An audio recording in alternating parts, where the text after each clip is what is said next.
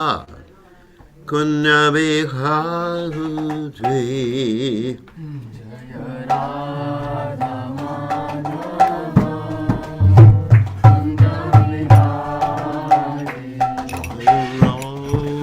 Madhuva Kunya Bihadve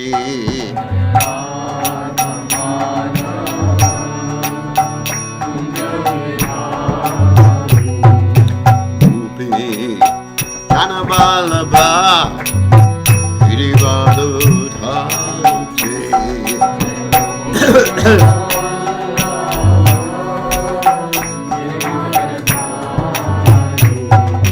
Mupi Janabalaba Girivadudhate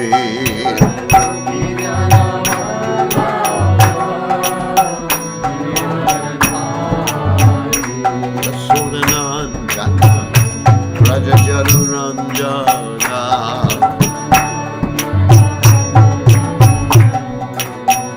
Suranandana Rajajanuranjana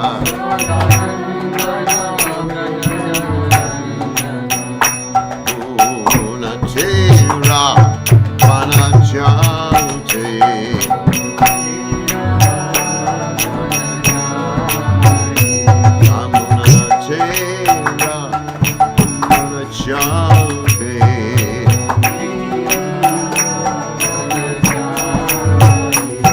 Jayo Radhamadhuva Kunyave Ante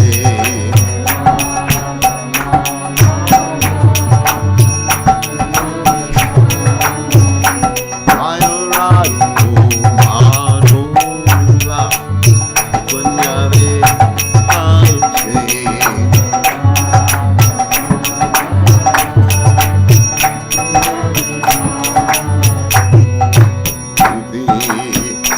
Janamalaba Irivanadhanti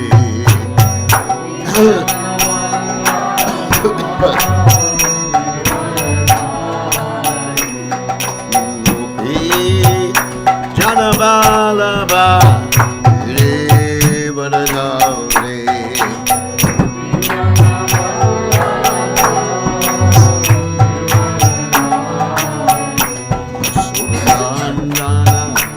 Rajajanuranjana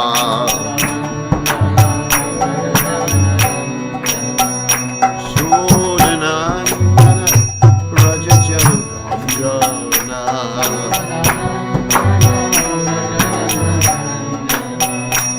Yamunatera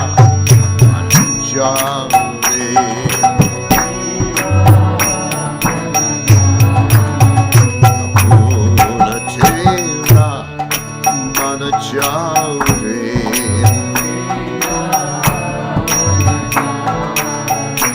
Jayo Madhuva Kunyave Ante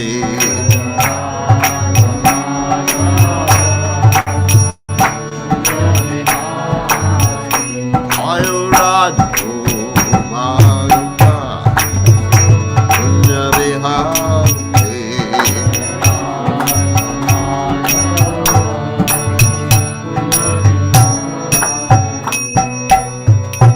Jai Om Vishnupad Paramahansa Paramekacharya also Teda Sachashi Shimad His Divine Grace Abhaya Charanada Bhaktivedanta Goswami Srila Prabhupada Ki Jai ISKCON Founder Acharya Srila Prabhupada Ki Jai Anantakoti Vaishnava Vrinda Ki Jai Namacharya Srila Haridas Thakur Ki Jai Prem Se Kaho Sri Krishna Chaitanya Prabhu Nityananda Shri Advaita Gadadhar Srivasadi Gaur Bhaktivinoda Ki Jai Shri Shri Radha Krishna Gopi Gopinath Shyamakunda Radhakunda Giri Govardhan Ki Jai Vrindavanam Ki Jai Maturanam Ki Jai Jagannath Swami Ki Jai Yamunamai Ki Jai Srimati Tulasi Devi Ki Jai Samveda Bhakta Vrinda Ki Jai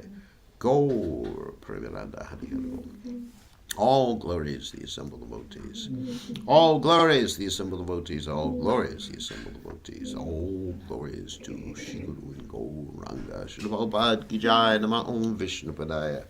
Krishna Prastaya Budale Srimati Bhaktivedanta Samadhi Namani Namaste Saraswati Devi. Gauravani Pacharani Nivashesha Shanyavadi Paschacha Dejatarane Shri Prabhupada Ki Jai. Okay, so today we are reading from the Srimad Bhagavatam 8th Canto, 3rd chapter, text 3, 833. Om Namo Bhagavate Vasudevaya. Om Namo Bhagavate Vasudevaya. Om Namo Bhagavate Vasudevaya. Om Namo Bhagavate Vasudevaya. Om Namo Bhagavate Vasudevaya. Om Namo Bhagavate Vasudevaya. Yasmin. Yasmin. Oh my God. Thank you. Oh my God. Idam. Idam. Yatas. Yatas. Chedam. Chedam. Yenedam. Yenedam. Ya. Ya. Idam. Idam. Swayam. Swayam. Yo. Yo. Asmat. Asmat. Parasmach. Parasmat. Cha. Cha. Paras. Paras. Thank you. Tam. Tam. Prapadye. Prapadye. Swayambhuvam. Swayambhuvam. Yasmin idam yataschedam. Yasmin idam yataschedam. Yene dang yahidang swayam. Yenedam yahidam swayam. Yo Yosmat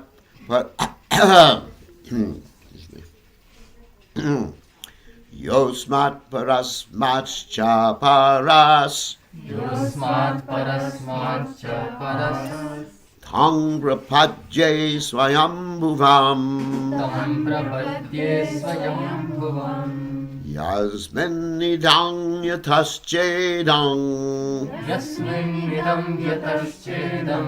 Yene dang yahidang swayam. Yenedam yahidam swayam. Yosmat parasmat cha paras. Yosmat parasmat cha paras. Tam prapadye swayambhuvam. Tam prapadye swayambhuvam. Yasmin idang yataschedam.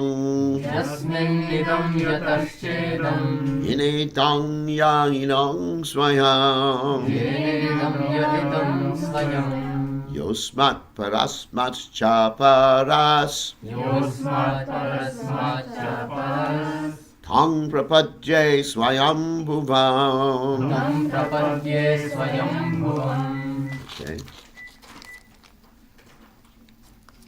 Sadhu. Yasmin idam yataschedam. Yasminidam yataschedam. Yenedam yahidam swayam. Yenedam yahidam swayam. Yosmat parasmat cha paras. Yosmat parasmat cha paras. Tam prapadye swayambhuvam. Tam prapadye swayambhuvam. Yasmin idam yataschedam. Yasmin idam yataschedam. Yenedam idam swayam. Yenedam yahidam swayam. Yosmat parasmat cha paras. Yosmat parasmat cha paras. Tam prapadye swayambhuvam.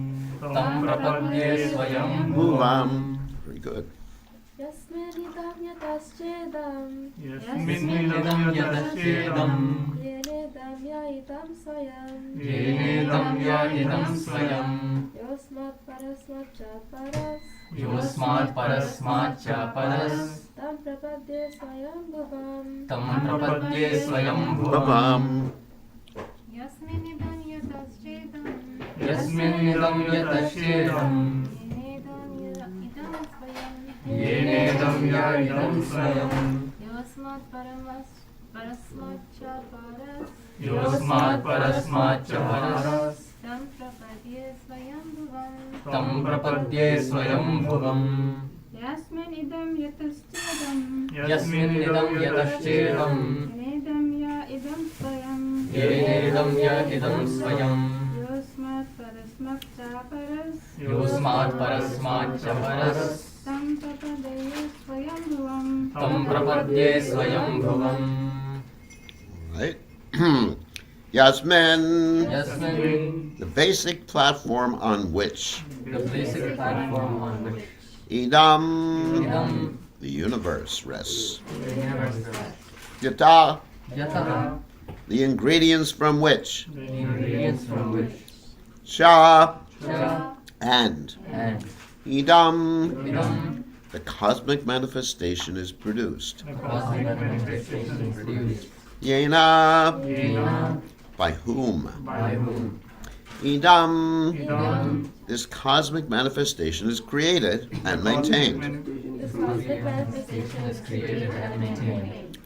Ya, Yah, he who. he who. Idam, Idam, this material world. this material world. Swayam Swayam is himself. is himself. Ya, Yah, he who. he who. Asmat, Asmat, from the effect, from the effect. this material world. This material world. Parasmat, Parasmat, from the cause. from the cause. Cha, Cha, and. and Parap, para, transcendental or different. transcendental or different. Tam, Tam, unto him. unto Prapadye, Prapadye, I surrender. I surrender. Swayam bhuvam, Swayambhuvam, unto the supreme self-sufficient. unto the supreme self-sufficient.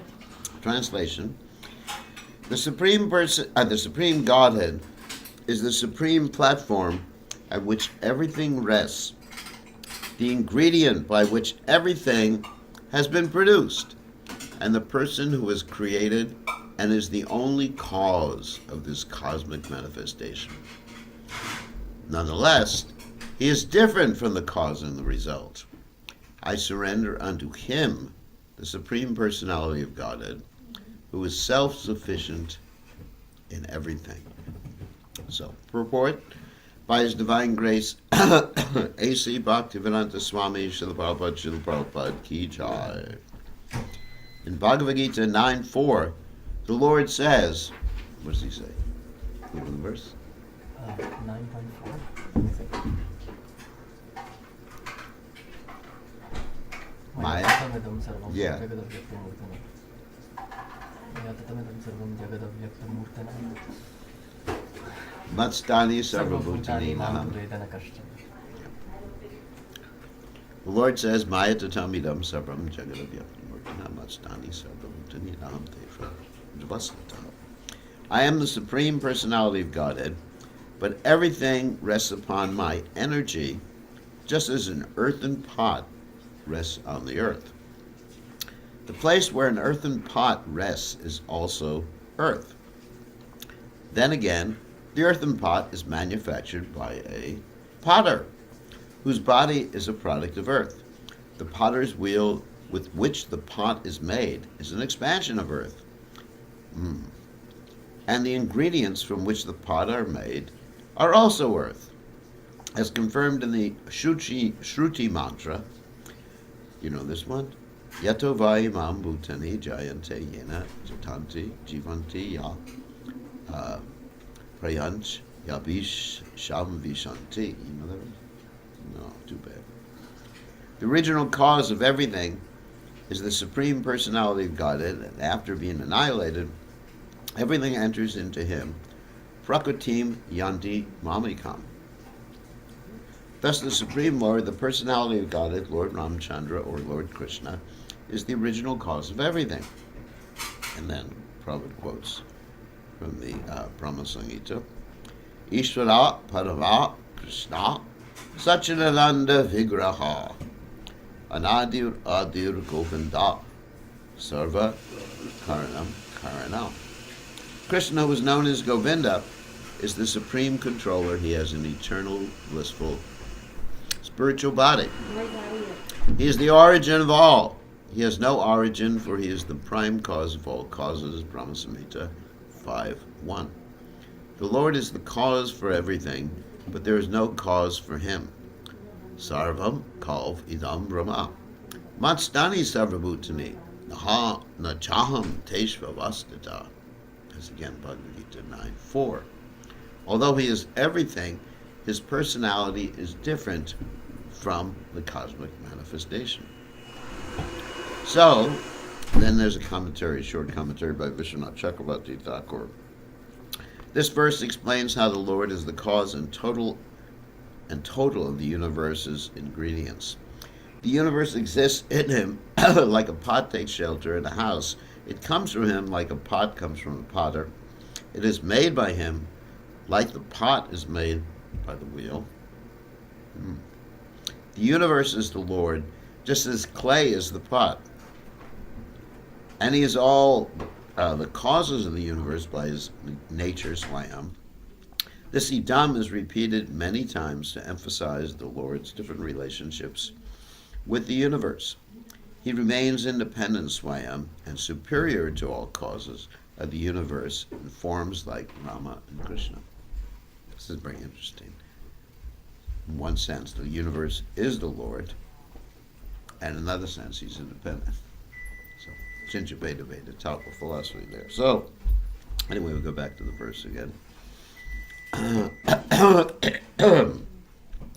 Yasminidam yataschedam inedang yahidang swayam yosmach parasmach chaparas tang prapadje swayam bhuvam. So Omagana Timidandasha Gananjana Shlakaya Chakshura Meditam Yena Tasmai Shigurve Namaha. So there's an interesting verse. Vishnu Purana. Vishnu Shakti Para Prokta. You know this verse? I've heard. Oh my God. I don't know the verse. Vishnu Shakti Para Prokta Shechadya Kidata Para Avidya Karma Sangyaya Jatir Shakti Ishite. I was looking it up. Got to learn that one today too. That the Supreme Personality of Godhead, Vishnu, Krishna, has three basic Shaktis. Krishna is known as Shakti Mam. And Shakti, of course, means energy, and Shakti Mam means the possessor of the energies. So, these three basic Shaktis mentioned in the Vishnu Purana are Vishnu Shakti Para, Prokta. What is that? His transcendental energy. That's the spiritual energy. And then Kshetragyakya Tata Para. The Kshetragya means the knower of the fields. That happens to be us. In other words, this is our field of activities, this particular body, right? And so we're also transcendental. But unfortunately, we are influenced by what? The external energy of the Lord, which is avidya karma samyanya tritya shakti ishite, which is ignorant activities. Avidya karma samyanya. Very interesting. But we are also called marginal potency, the Kshetragya, that is living entities. Of course, in one sense, Krishna is also Kshetragya. But Krishna is Kshetragya. Kshetragya means the knower of the field. But he knows all fields. We only know our own field, this body. And Krishna knows all bodies. He knows all circumstances. He is omniscient. So, but we are the marginal potency of the Lord, so we can choose between spirit and matter. That is our choice. So, even though we're transcendental, we can actually be covered by the illusory energy of the Supreme Personality of Godhead. Very, very interesting. So the whole point is that Krishna has his Shaktis. And all of his Shaktis are first-class servants of him. We talked about this before. A first-class servant is what? Do you know what a first-class servant is? Does what the master wants before. Before the master asks. Second class, he asks, but he's happy about it. Third class, well, guess what? He does it, but he's really miserable. He's talking under his breath, why does Krishna want me to do this? Why does Krishna want me to chant 16 rounds? Why does Krishna want me to get up early in the morning? Why does Krishna want me to serve him? What about me? But he does it anyway. And a 10th class servant is what? He doesn't do it. Doesn't do it. So, first, second, third, 10th. So the interesting thing about Krishna's energies, they are actually first-class servants. And because they're first-class servants, well, that means they do what Krishna wants without him asking them to do it. And that's how Krishna manifests the material world, through his energies. Actually, at the same time, of course, when we talk about Krishna, let's be more specific. We're talking about God and all of his various expansions. Krishna, of course, Ete Changsa Kala Pumsa, Krishna's tu Bhagavan Swayam. Krishna is the original personality of God, and from all other expansions come. And when we talk about expansions, it means that all the expansions are the same person, but just Krishna acting in different ways according to different situations, right? What's that verse that describes that? Krishna acting differently. That all the expansions are the same. Brahma, from Brahma Samhita, The Brahma Samhita, Advaita, Advaita Machyutamana, Ananta Adyam, Ajam Puranam Purusham Naviyovanam Cha Vedeshu Durlabham Durlabham Bhakto Govindamani Purusham Tamaham Bhajami. That there's one God. It's not that we have many gods. I mean, sometimes people accuse us of having many gods because we worship Lord Nrsimha, we worship Kurma, Baraha. And so these particular personalities are all the same person, just acting differently in different capacities. Just like we act differently, we dress differently. Of course, we don't really manifest our body in different ways too much, isn't it? I mean, just like, for example, okay, Hades isn't so. Get my mother Anderson, so example. When I was young, when my mother, anyway, she'd wake up in the morning, she'd look one way, and when she put her makeup on it, anyway, when she put her makeup on and combed her hair, she looked completely different. That's the first time I've ever used that example. So, but was she a different person? No. It's the same person. Just looked differently. And when she went to some special program, then she even looked more different. There's more makeup.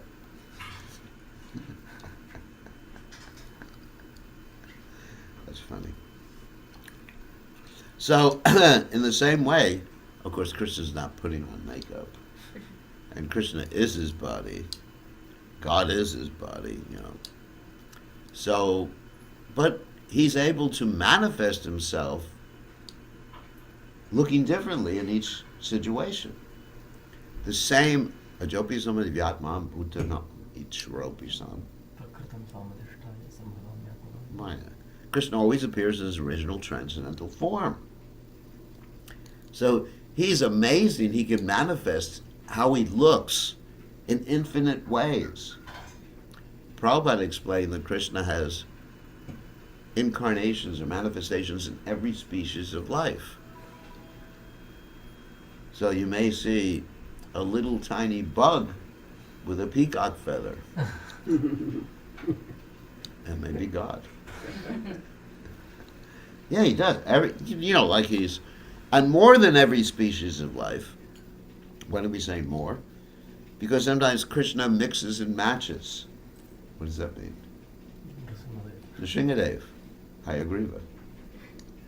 So, there's 8,400,000 species of life, so actually a lot more incarnations than that. Like waves in the ocean, they come again, and they're all the same person, at least the Vishnu Tattva incarnations. There's actually Shakti Tattva incarnations, which actually means a living entity who gets empowered. So that's Krishna. He's, Achintya, inconceivable. So when we talk about God, we're talking about Krishna in all of his various manifestations. Actually, manifestations would be more accurate than expansions. It's interesting how we use different words, but if we actually think about the direct meaning of the word, it may not fit exactly. For example, the word incarnation means to take a body, literally, to incarnate, or to reincarnate means to take another body. So Krishna doesn't take another body. He appears in this world in the self-same body, and that's God. So anyway, so when we're talking about, getting back to the point, when we're talking about God, when we're talking about Krishna, we're talking about Krishna in all his various expansions. So Krishna desires something to happen, and Saikshata, his desire, and then the material world gets created. But how he creates it is quite interesting.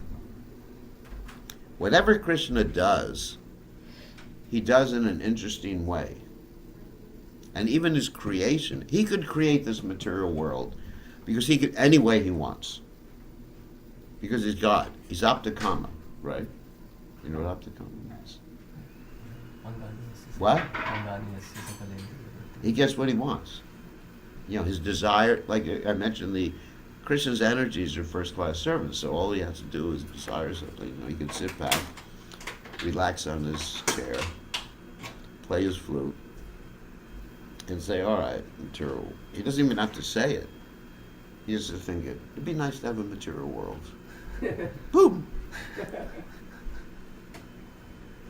It could come into being that way. But how does Krishna create the material world in such an interesting way? He lies down as his expansion, Maha Vishnu, on Seshanag, and he goes to sleep.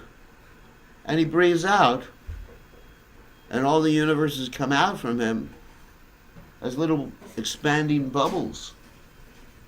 And then he enters into each and every universe as the Garbhodaksha Vishnu. And then he enters into everyone's heart and all the atoms as the Shiradaksha Vishnu.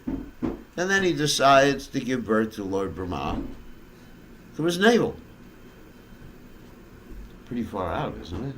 If you actually think about it, like you talk at, the different religions, if you talk about the creation, obviously Judaism and Christianity, they think God got tired after a few days of work, right?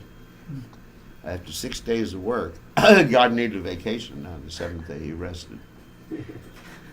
Well, you hear this. But we say that God rested on the first day. Think about it. Isn't it true?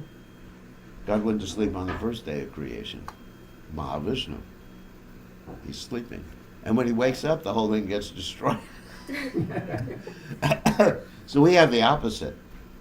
They say God created when he was awake and he got tired. And we say that God slept, created, and when he woke up it was destroyed. Because he breathed in.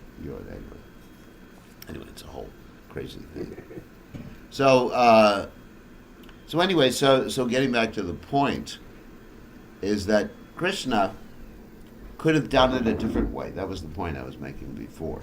Because his energies are first-class servants, and he's not even dependent on his energies. He can do everything without his energies. He's Swarat. He's independent. So he could have created the material world in any way he wants. But why did he decide to do it that way? Because he's having fun. Ultimately, everything God, Krishna, Vishnu, does is for fun. He has his own purposes. Just like when Krishna comes down to the material world, we say Paritranaya Sadhanam Vinashaya Duskritam. Krishna says it. And it's true. But why does he personally have to do it? He doesn't. Excuse me. He doesn't have to personally come down to the material world to establish religious principles and protect the devotees like that and kill all the people, politicians. He doesn't have to come down to do that. But the real reason, what we call the esoteric reason he comes down is to enjoy himself.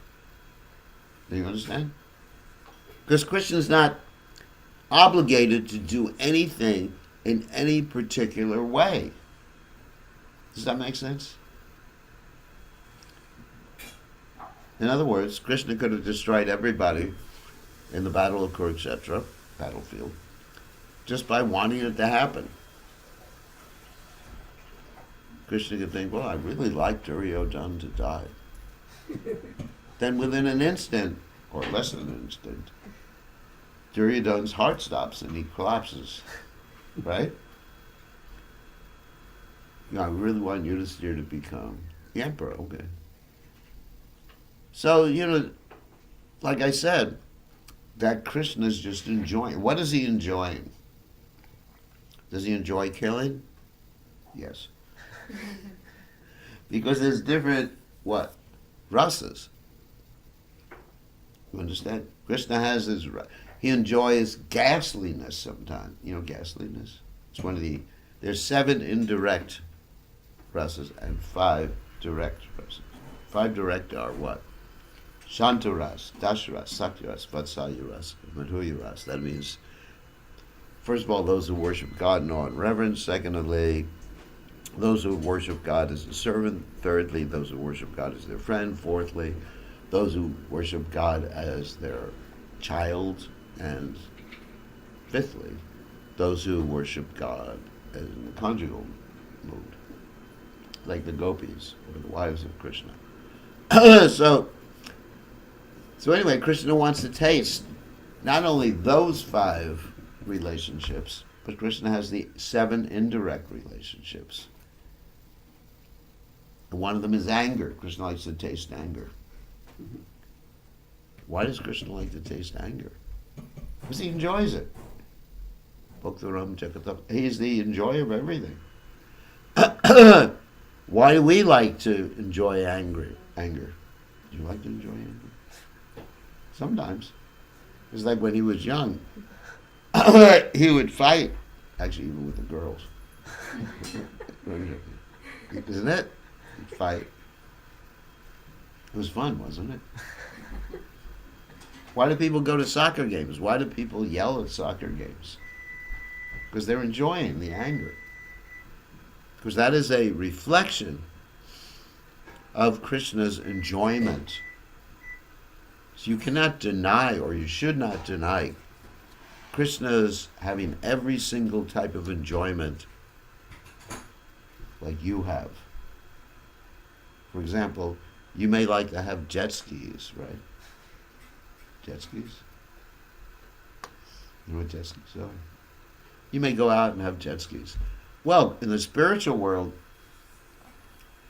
what happens is that Krishna actually also has jet skis. But his jet skis are the Kali of serpent. Anyway.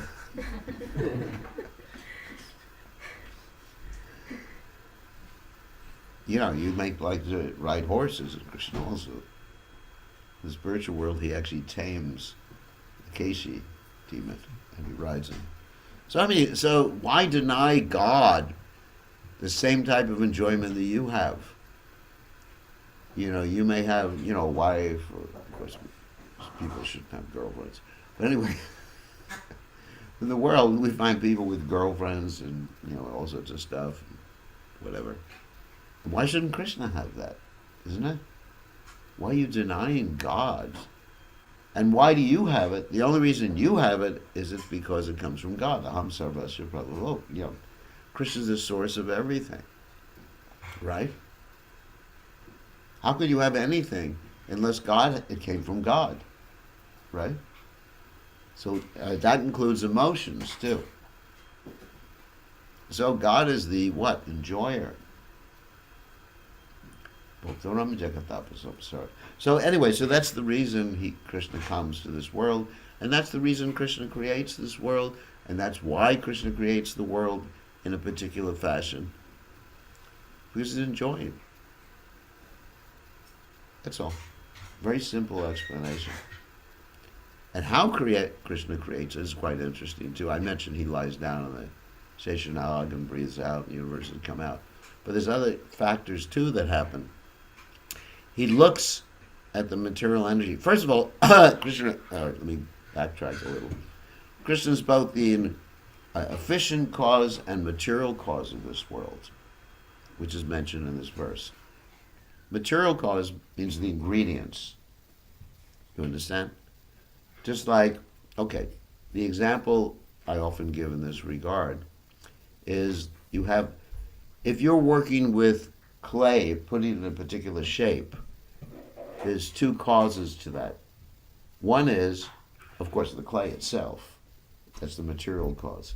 And the other is how you shape it. That's the efficient cause. You understand that example? Material cause, efficient cause. So Krishna is both. Krishna manifests the pradhana, which is the material cause of the universe. And then efficient cause, he actually shapes it in a very interesting way. Not only by breathing out and comes out from his body, these little spheres that expand and become the multiverses, but he glances, saikshata, right, at these little spheres, and he puts all of us inside. And he activates the little spheres. That's the efficient cause. And that glance, according to the Brahma Samhita, is called what? Shambhu. So in other words, Krishna's glance is actually a person. That's far out, isn't it? If I could look at someone and a person would come out, that would be pretty cool, wouldn't it? I look at you and all of a sudden, let's say I'm angry and all of a sudden someone comes out to attack you because that would be cool, wouldn't it? If you could do that. But Krishna's so cool that he does that. He looks out, glances, and then Shambhu comes in. He has a relationship with Maya.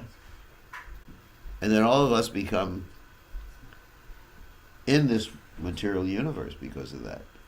Because that glance also carries all of us, all the little souls, not the bodies, but all the little souls into the different universes. And then Shambhu becomes our father. Lord Shiva is our father. It's interesting, isn't it? And Durga, of course, is our Mataji. And so, anyway, it's really interesting how that happens. And then Lord Brahma, Lord Brahma, I mentioned before, he comes out of the navel of the Mahavishnu. He arranges the different bodies for everybody. And how he arranges this is also interesting because he arranges different prajapatis to give birth to different types of living entities. You have these human form prajapatis like Kashyapa and so forth, and Kardama Muni and Kashyapa, and all these prajapatis. And some of them, like Kashyapa, he has some wives who give birth to birds. So interesting, isn't it? And he has other wives who give birth to snakes, like Kadru and Vinata. And the whole creation is just like completely amazing. Much more interesting than the Darwinian version. Where in Darwinian version you have one protocell, and you have evolution, and the next step is, multicellular entity, and then Of course, they can't explain anything because the DNA and RNA, they're so complicated that, literally speaking, it would be impossible for something to evolve, even from one species to another. But that's another issue. So, but Krishna does such things. In other words, he's such an interesting God. God is so interesting. He's not like the boring person depicted in the Bible, right? God gets tired after, 6 days of work, and then he puts people in the Garden of Eden, and they eat an apple, and they get kicked out, and God gets angry, Kind of boring, isn't it? So, anyway. And then, anyway, so getting back to the Krishna, so Krishna arranges for all the different bodies to come from the Prajapatis. And Lord Brahma, according to their previous, mentality and karma, Lord Brahma assigns them, living entities. They take different types of forms that have been created by the Prajapatis. And then there's this whole karma sphere scenario where you have, the demigods, like, calculating, and especially Yamaraj calculating all the karma. And Yamaraj has his assistant, Chitragupta, who has a supercomputer, and he notes down, Ananta did this today, and he says, it's all right, he goes to hell. It's much more interesting than having God send you to hell is to have Yamaraj send you to hell. The Christian version, God is the one who sends you. He just sits there all day long, yes, judging you. His existence is contingent upon your activities. He's a judge. Krishna is a judge, but he doesn't sit on some throne judging you all day long. He has better things to do. He's Galokayam Nivashati Akilatma Bhuta. He's always in the spiritual world, enjoying with his associates. He's also here, too, in his expansions. So he's doing everything simultaneously. That's the nature of God. He's a Chincha. And anyway, so that's basically what happens with the creation that's being described here in the Srimad Bhagavatam. Such an interesting story. You actually explain it in depth. So, any questions or comments? Questions, comments? I had one. In that first verse you said Vishnu Shakti Paraprokta. Kshetra Yeah, so para is the one Shakti, right? Para is one Shakti, then you add the Kshetra. Yeah, they're basically 3 Shaktis. So 3 means one is para. Para, Yeah. second one is Kshetragya. And then The person, actually, Kshetragya means the living entities or the Jiva souls, yeah. so it says Vishnu Shakti Paraprokta Kshetragya Kya. Tatapara. Again para is repeated. In other words, use it tatapara because we are also spiritual by nature. Okay. But we are tiny spiritual. So we have the tendency or we have the ability to choose or be in Maya and be covered by Krishna's illusory energy. Although we're spiritual, Yeah. we're not material. There's nothing material about the soul. That's why we can't enjoy in the material world, because it's not our nature. The typical example Prabhupada gave is the fish is an animal of the water, right? And so the fish can't enjoy outside the water. So that all attempts for us to enjoy in this world will be fruitless. In other words, it's just an illusion that we're enjoying. Or as Lord Chaitanya Mahaprabhu said, it's like that example of a dunking stool. The enjoyment you get is when the pain stops for some time. You see, actually like for example, eating. So in order to enjoy eating, you have to be hungry, right? And that's not a pleasant circumstance.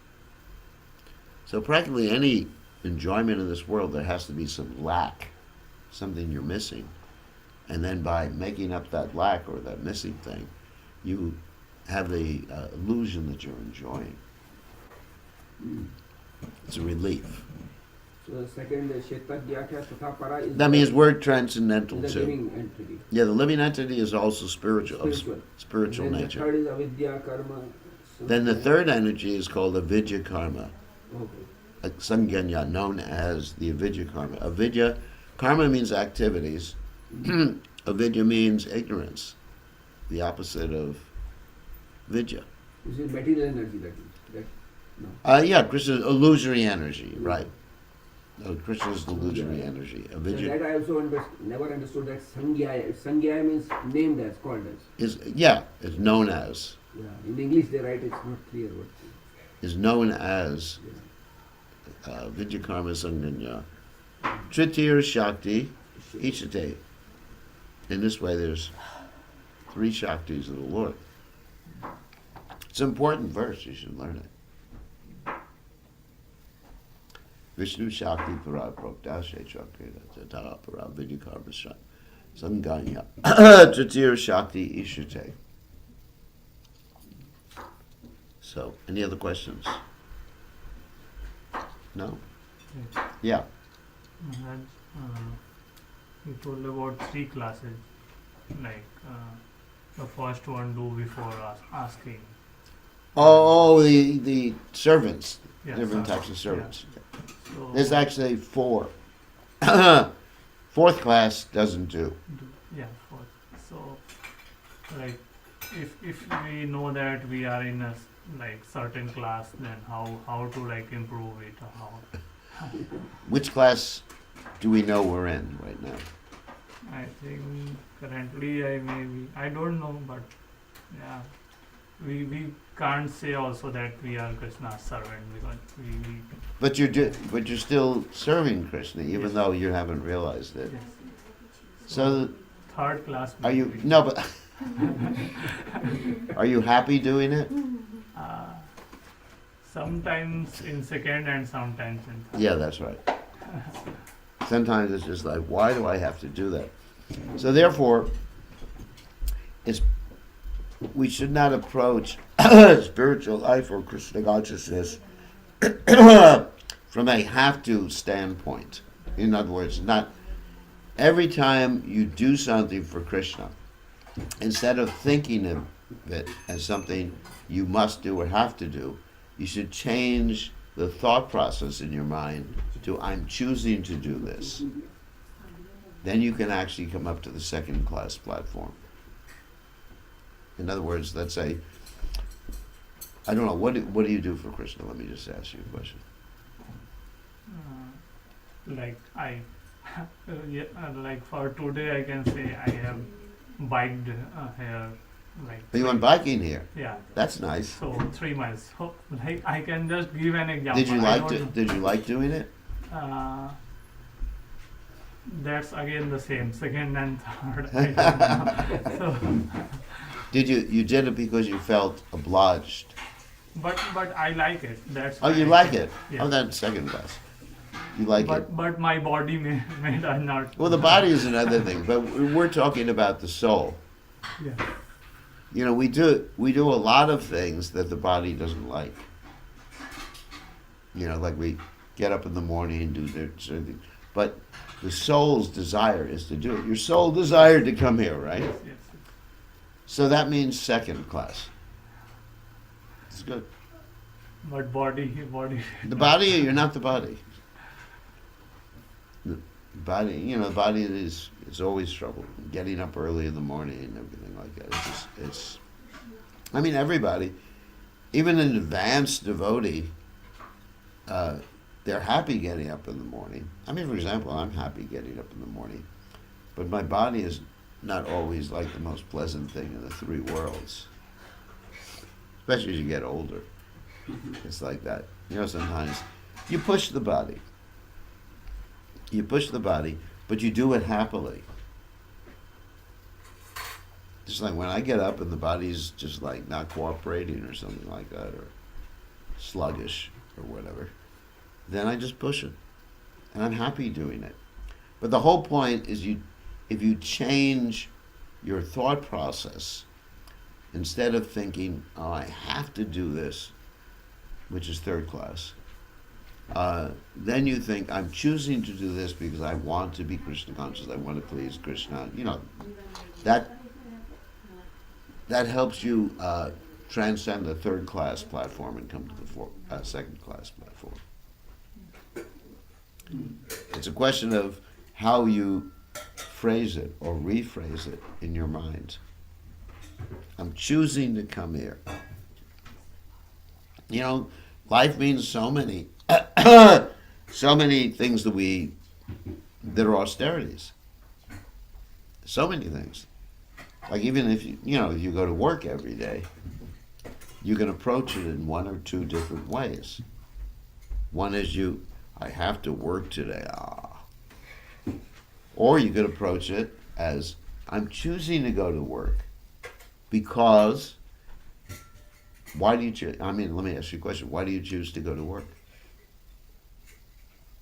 Because in this material world we have to do some work. That's also pretty miserable.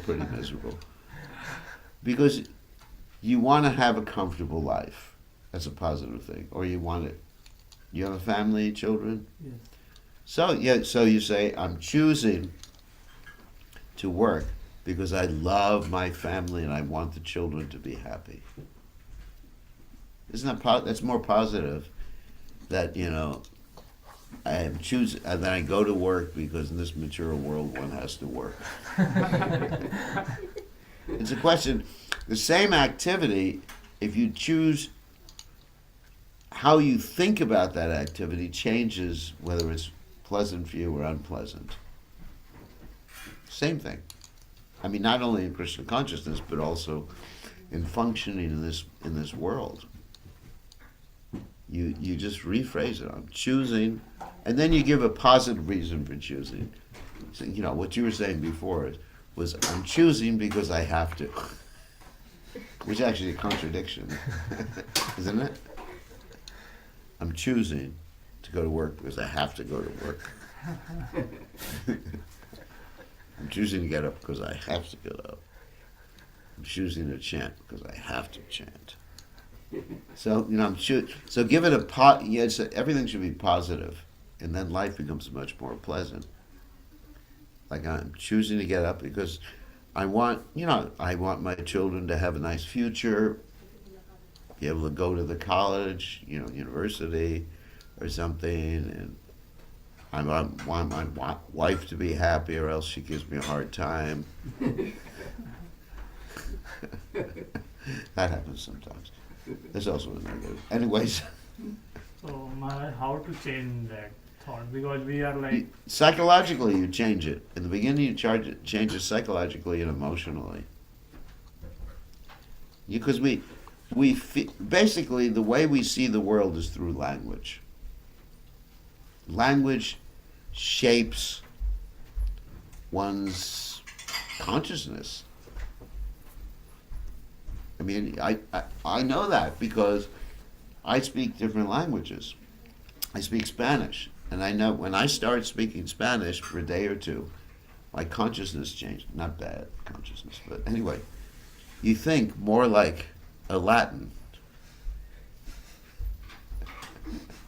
Isn't it? You start thinking, Eva, ¿cómo estás? It's not like, how are you? I'm fine, nice to meet you. Estoy feliz. So it's much more, you feel differently when you speak different languages, isn't it? You speak Hindi, you feel differently when you speak Hindi. What? The expression and the viewpoint changes. It's completely different. And then when you continually speak in another language, you start thinking and dreaming in that language too. And so it changes the viewpoint. So language is very powerful, even within a particular language. It's very powerful insofar as shaping your mentality. Because that's why, for example, oh my God, I don't know if I should talk about this. But anyway, in a certain country, which some of you may come from, not India, I'm not talking about India, I'm talking about a different country. which I've been in. So the natives have a very primitive language.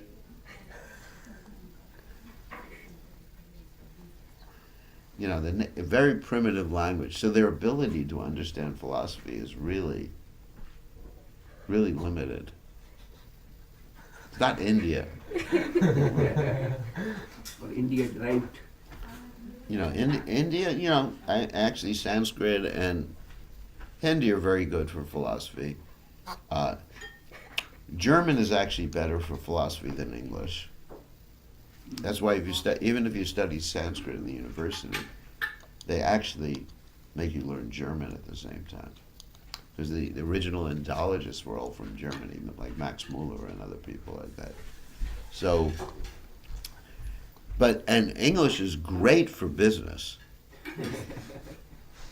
It's the best language. That's why America's so prominent. Because English, like Prabhupada said, that England is a country of what, businessmen or something like that. So America, because we speak English, it actually helps us think in a business mindset.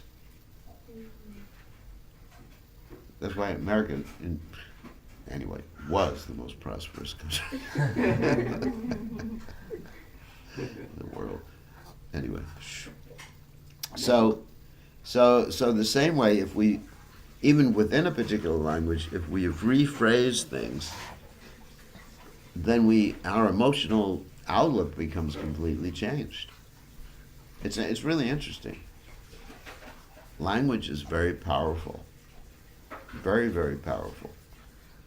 And so, therefore, rephrasing things by saying you're choosing to do something in a positive way, it changes your whole emotional outlook, and you become happier. And then you become second-class servant of Krishna and of your family. And then ultimately you become first-class servant of your wife.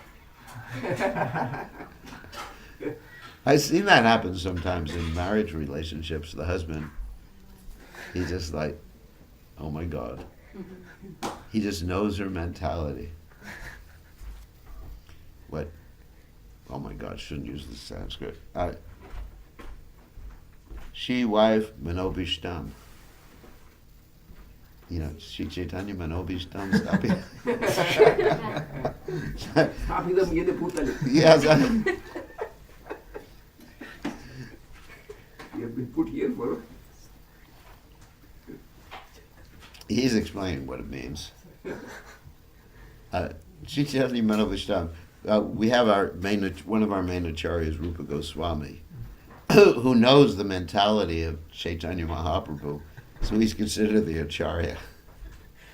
So sometimes in married life, a man becomes like, he knows the mentality of his wife and he serves her without her asking for anything. First class servant. He becomes a first-class servant. Actually, it's funny, isn't it? I never thought of that joke before. Well, Latin is good for what? Latin is also. Latin is good. It's the origin of the Romance language. It's good for poetry. It's really good language for poetry. Like you find any of the Romance languages are really good for poetry and music. Romance language means original. They come from Latin. And then you have French, Portuguese. I mean, if you ever hear Portuguese, it's really beautiful. Oh, okay. It's really sounds like music, basically. Hmm. And Spanish, of course, is like that. French is like that. These are called, they're a specific language family called the Romance languages. Did you ever hear that before? Because it's very, very romantic. English is not romantic.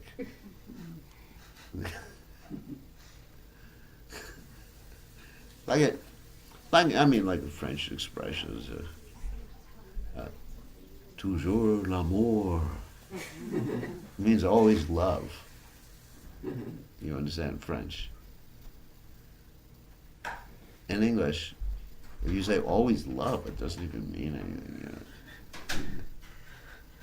It doesn't have that same intonation to it, isn't it? It's just, anyway, so languages are important. So getting back to the point, so if we can rephrase things, even in English, we can have a different outlook in life. And life becomes so pleasant then. Because if you're thinking, I have to do this, I have to do that, life becomes very unpleasant. I'm forced to. Okay, on that happy note, we should end before we get in more trouble. All glories to His divine grace.